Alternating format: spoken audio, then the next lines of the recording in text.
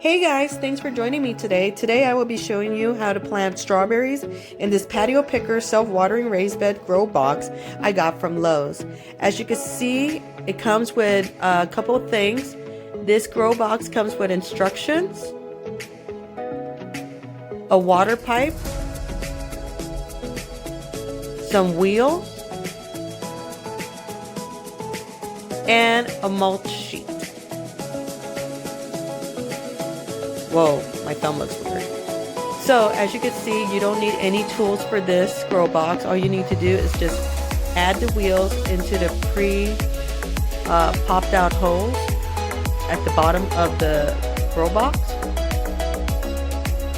And as you can see here, the little sticker that came with the little crate, it comes off real easily, no glue. The crate fits in there. Either way, it fits in there just fine. The only thing I would have to tell you guys is that one of the cutouts is specifically for that pipe. So make sure it goes into the right corner. As you can see here, I'm mixing some raised bed soil and some peat moss. Peat moss is used for water retention. So I just filled about halfway and I started watering it so it could start absorbing. And keep on watering, mix it, water, add a little bit more. And I just keep on mixing it until I start seeing a nice little crumbling to it. So I add a little bit more water, water the plants. More water here. And you see that crumbling? And there's a little line inside that raised bed that indicates how far up you need to have the soil level. And so that's what I'm doing now, just smoothing it out. And here, initially I was like, I'm gonna just go ahead and section it off and plant this way, because I was gonna plant some cherry tomatoes as well. I have some strawberries, 3 different varieties, all from Bonnie's.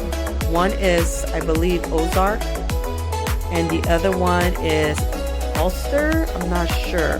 That one's the Ozark.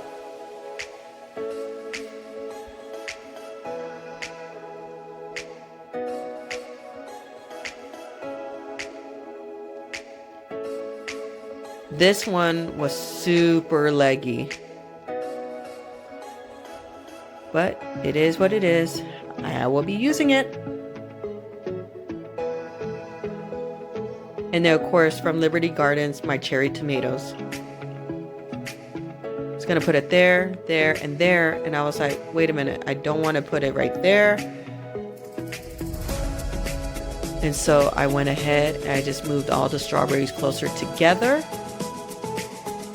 And then I was gonna plant the cherry tomatoes in the back. So that way as it grows, that's gonna be the taller of the plants, so it needs to be in the back.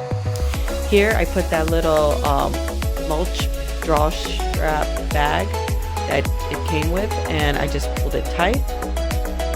And obviously this would be a lot easier if I was able to use 2 hands, but what you want to do is you just want to cut out little slits until you can make a big enough hole to, one, put that self-watering pipe in there, inside the hole.